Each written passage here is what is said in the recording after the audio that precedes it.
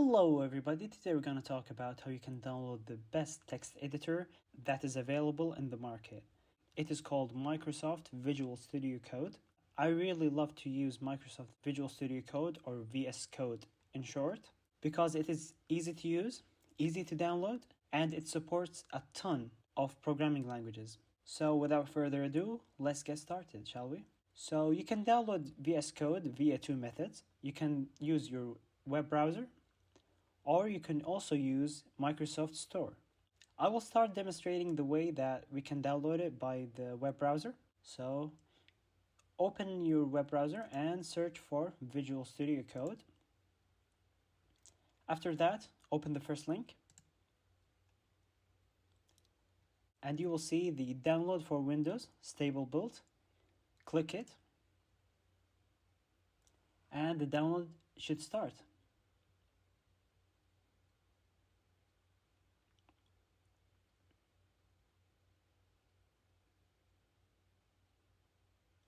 After the file has been downloaded successfully, just open it and then hit I accept the agreement and then next.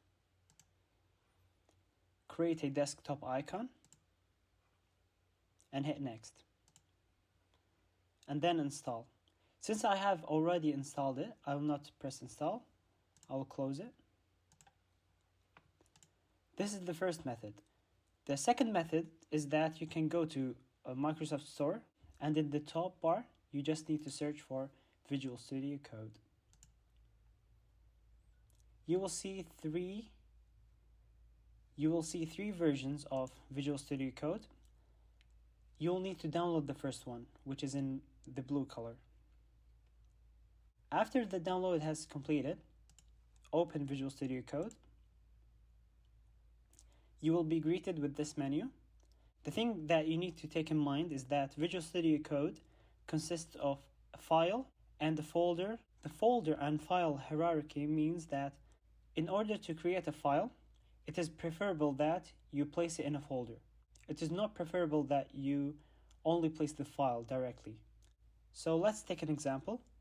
To create a file, you need to go to the file icon here in the top left corner, and then go to open folder. Choose the location that you want to create the folder. I want to create it in the desktop, and right click, new folder. Let's say I'm gonna call it like tutorial and hit enter.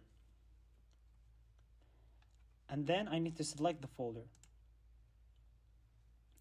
After I created the file, you'll see that the file has been selected. And now I need to create the files that I'm going to work with. Let's say the JavaScript files, HTML files, Python files, etc. So in order to create these files, you can simply go to the plus file, new file here. And let's say I want an HTML file called by test1. I'm going to call it test1.html. And you can click enter, and the file should be up and running.